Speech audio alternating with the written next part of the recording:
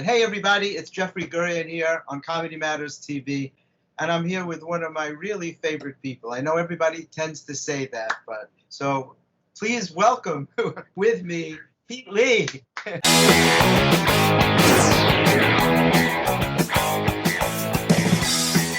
Oh my God, Jeffrey, it's so good to be with you.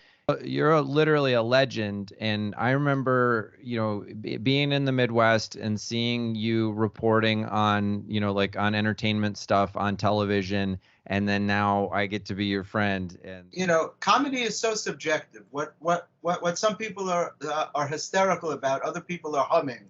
They don't get. And again, it's about staying true to who you are. You have to do the comedy that makes sense to you. The only terrible things I talk about are my heart attack, and I had Covid Double Pneumonia.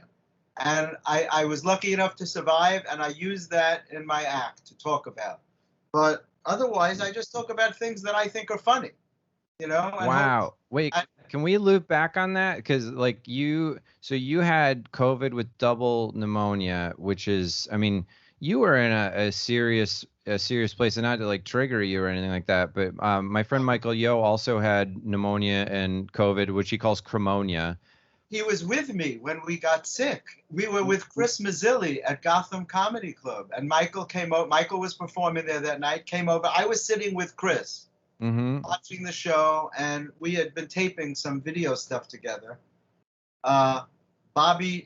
Jimmy Big Balls, who used to be married to Lisa Lampanelli, their security. Yeah, love him. He came over to say hello. Michael Yo came over to say hello. He was performing there that night. Michael came down with it. Jimmy was in the hospital with it, and I was in the hospital with it. Unfortunately, Chris never got sick. He was fine. But all of us were together that night. Now, we don't know where we caught it. Jimmy and I were in touch when we got out of the hospital because we both had it bad. He had it, I think, even worse than me. As I recall, I think he was on a ventilator. Thank God I didn't need that. They gave me hydroxychloroquine. They gave me zinc sulfate. And I had put myself on Z-Pak, the antibiotic, for 2 weeks before I went to the hospital. I was sick for 2 weeks. I was afraid to call an ambulance because that was at the time that New York was the epicenter of the virus. It was March when it first came out. You know me, I like to do things right away, Pete. I went right out and got it. And it was pretty much a nightmare. Just got me. That guy, you know me, I went right out and got it. That's so funny. One lung wasn't good enough for me. I went in with both lungs. Double pneumonia. So wait, that's what double pneumonia is? It's both lungs. Yeah. Okay. Regular pneumonia is one lung, but again, I went all in, both lungs, and this recording is really about you. But I'll tell you very quickly that on my first 2 days, I was in isolation, and on my third day, they put me in a room with 3 other very sick men, all with the virus. And I was hoping they were kidding me when they told me that the man in the bed next to me was from Wuhan, China. I'm like, that can't even happen to a person. It happens to me. Those things happen to me all the time. And he was coughing and choking in the air. And when I expressed my concern to the nurse, she told me not to worry. And she pointed to a thin curtain that was hanging between us.